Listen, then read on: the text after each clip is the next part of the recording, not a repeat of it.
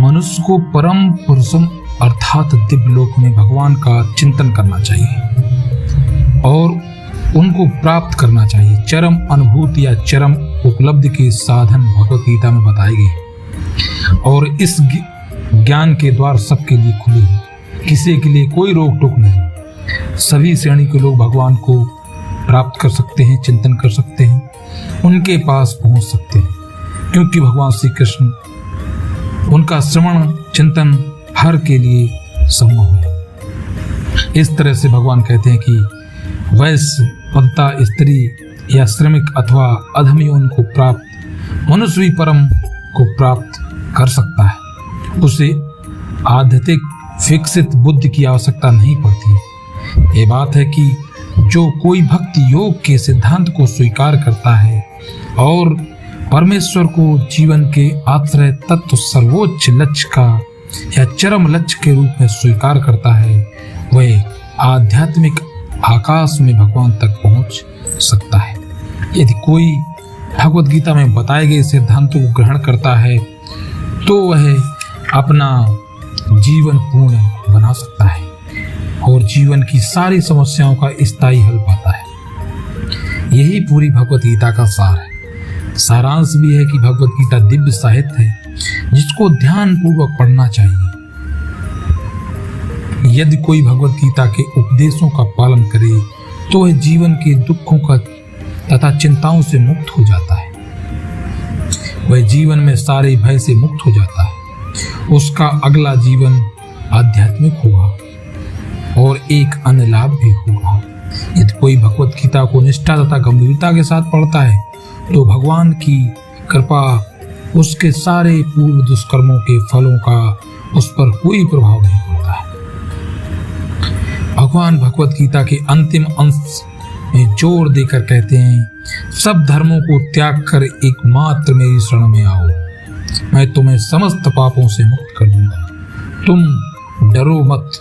इस प्रकार अपने शरण में आए भक्त का पूरा उत्तरदायित्व भगवान अपने ऊपर ले लेते हैं और उसके समस्त पापों को क्षमा कर देते हैं। मनुष्य जल में स्नान करके नित्य और स्वच्छ कर सकता है अपने आप को, लेकिन यदि कोई भगवत गीता रूपी पवित्र गंगा जल में बार बार डुबकी लगाता है, स्नान कर लेता है, तो वह भौतिक जीवन संसार रूपी इस मलिनता से सदा सदा के लिए मुक्त हो जाता है।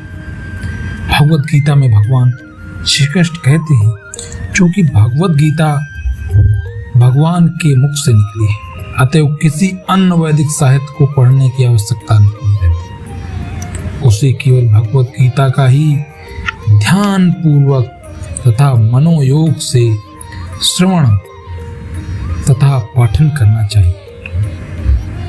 वर्तमान में लोग सांसारिक कार्यों में इतने व्यस्त हैं कि उनके लिए समस्त वैदिक साहित्यों का अध्ययन कर पाना इस कलयुग में बहुत कठिन है।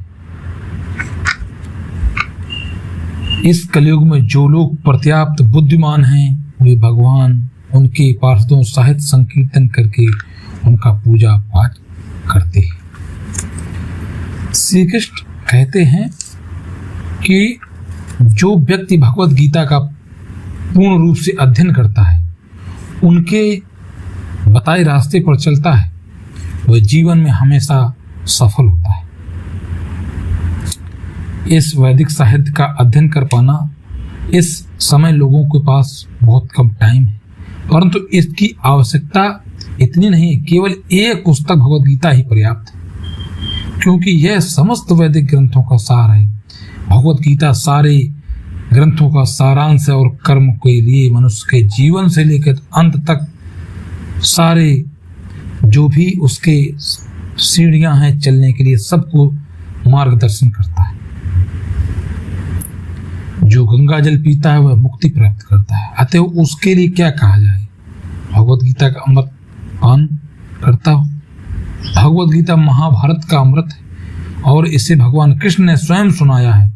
भगवान भगवत गीता जो है श्री कृष्ण भगवान के मुख से निकली और गंगा भगवान के चरण कमलों से निकली। निसंदेह भगवान के मुख तथा चरणों में कोई अंतर नहीं है, लेकिन निष्पक्ष अध्ययन कर से हम पाएंगे कि भगवत गीता गंगा जल की अपेक्षा अधिक महत्वपूर्ण है। इसलिए आज के युग के लोगों को एक ये शास्त्र है, एक ईश्वर, एक धर्म तथा एक वृत्त के लिए अत्यंत उत्सुक है। इसलिए हमें भगवत गीता को अपने जीवन में उदाहरण कर लेना चाहिए और बताए गए मार्ग में चलना चाहिए, जिससे मनुष्य के जीवन में कभी भी कोई संकट नहीं आएगा। श्री कृष्ण कहते हैं कि सारे विश्व में के लिए एक ईश्वर हो, श्री कृष्ण एको मंत्रस्त नमानि, यानी और एक मंत्र, एक प्रार्थना हो, उनमें से नाम संकीर्तन हरे कृष्ण कृष्ण कृष्ण हरे हरे, हरे राम राम राम हरे हरे। केवल एक ही कार्य हो, भगवान की सेवा।